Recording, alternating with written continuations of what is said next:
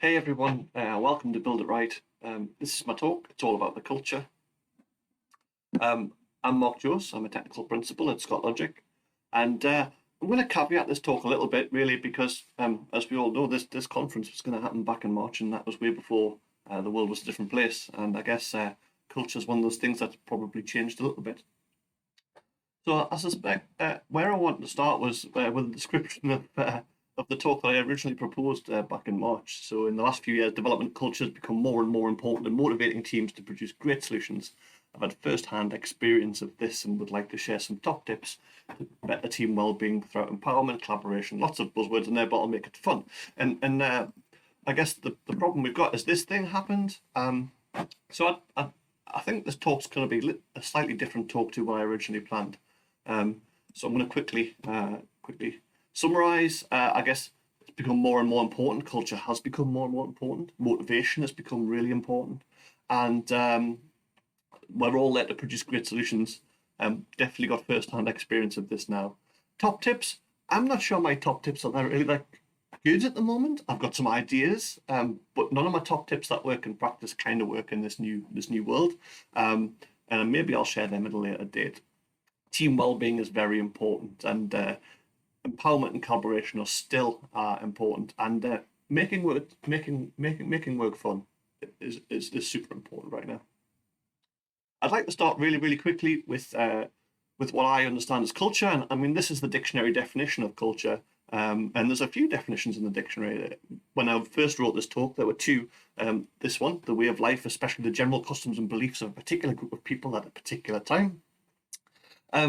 Since then, actually, I've noticed a new one has popped up, and the ideas and ways of working that are typical for an organisation that affect how it does business and how its employees behave. Is a bit of an interesting business-related twist on the first idea. But actually, I would like to focus on this one as well, because culture can also be to breed and keep particular living things in order to get the substances they produce. And I'll say that again, to breed and keep particularly living things in order to get the substances they produce. And I guess a lot of people can relate to this. One other thing I want to point out on this slide, I don't know if anybody noticed, but there's 96 people in here, and the guy at the back with the big monitor is obviously the boss because everybody else is working on a small laptop screen. I'm going to quote a famous person, Mr. Spock in The Wrath of Khan. Logic clearly dictates that the needs of the many outweigh the needs of the few. And I think it was put better by Jeremy Bentham, actually. It's the greatest good to which greatest number of people, which is the measure of the right and wrong. And actually, this tends to be the approach of business, is the sweeping generalization that we can do something that fits everybody, but people are individuals. And actually, what I really want to do now is move on to Maslow, who people aren't familiar with Maslow. People are motivated to achieve certain needs, and that some needs take precedence over others. Maslow's hierarchy of needs falls into 5 categories, basically physiological needs, so air, water, food, shelter, sleep, clothing, reproduction. I'd imagine if any business is actually denying people these, then that's more of a legal matter. Likewise, safety needs, personal security, employment, resources, health, and property. And I don't really want to focus on these because businesses should be supporting people in these areas. Love and belonging, esteem, and self-actualization, the desire to become the most that one can be. And that's the sort of things we want to foster with our employees. I'm going to ignore the first two, as I mentioned, and I've limited the list of the things that we can influence at work, I guess, in the other 3 categories. Let me cover these. I mean, friendship's an interesting one, because do you want to go to work to make friends? No.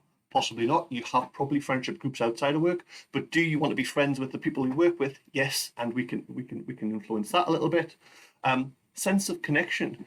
People want to feel connected to the environment they go to, and that's very, very important at the moment. People don't want to become isolated. Respect. I've lumped in status and recognition, because actually respect, status, recognition are interlinked and related. But most importantly, and I guess the most important thing from my view, is freedom. People want to be free in the role they're in, to do their own thing, and to free to be the person they want to be. And that brings me on to the last one, because I've had some nice pretty pictures for all of this stuff, but I don't have a picture for this desire to become the most that one can be. And a lot of the time we we sandbox people. We put them into a box. Right, they're a technical person. Right, they're a people person. Right, they're a commercial person. But actually, desire to be the most that one can be has different meaning for every single person that we employ, and therefore we should consider that when we're talking about these things. That's been my 5-minute talk. Thank you very much.